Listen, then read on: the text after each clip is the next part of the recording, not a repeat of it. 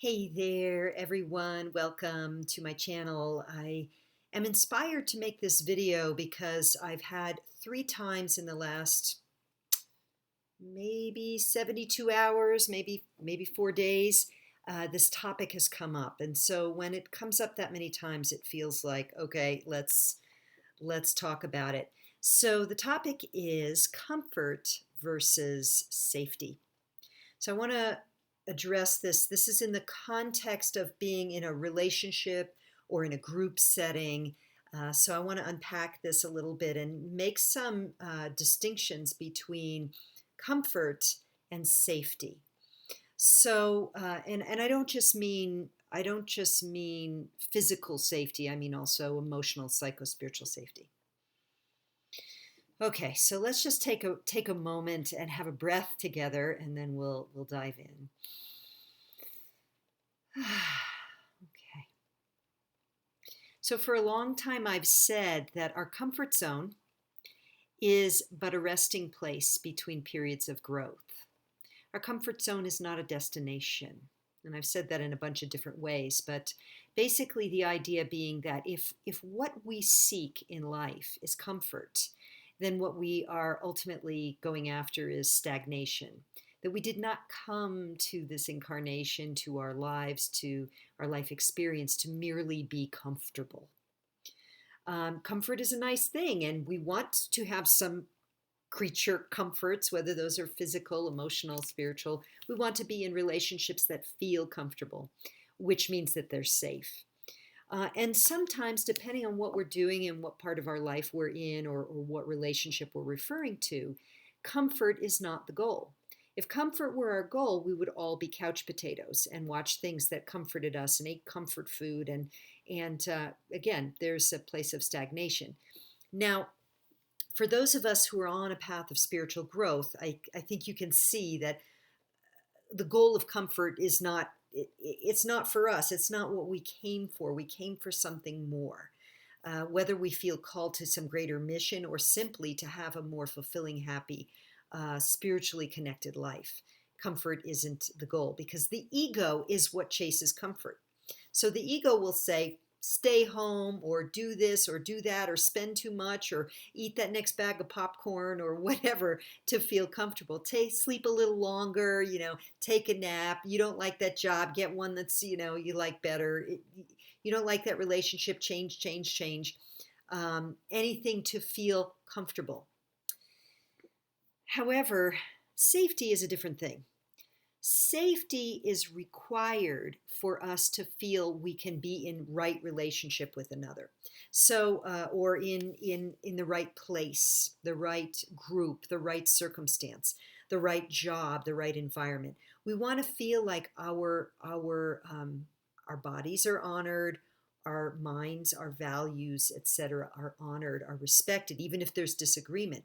So creating safe and sacred space, let's say in a group setting, is very important in order for people to feel safe enough and comfortable enough to share their truth, which is different than comfort for comfort's sake.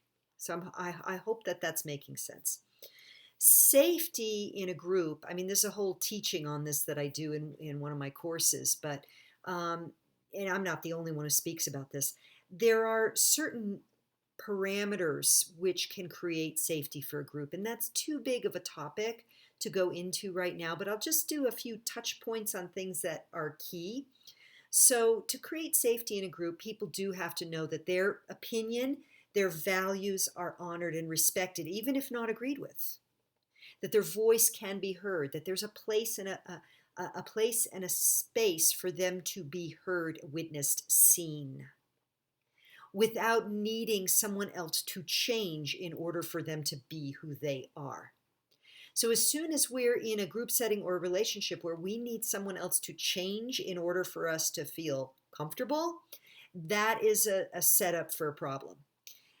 Our comfort, ultimately even our safety, is our responsibility.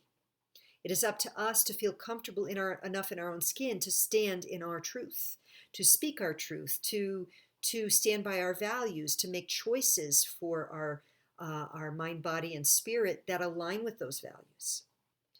And in a group setting, we have to feel that it is okay, that it is safe for us to be there, to say, this is who I am, these are my values, even if you don't have to say them, but to be there and to be honored. So if you're in a group and you're in a situation where you held values very different than some people in the group, and they are sharing their values, but in a way that's not denigrating others, that's just saying, hey, this is, look at this is what I believe, this is what I think, whatever. That can still be a safe environment. It might not be comfortable, though.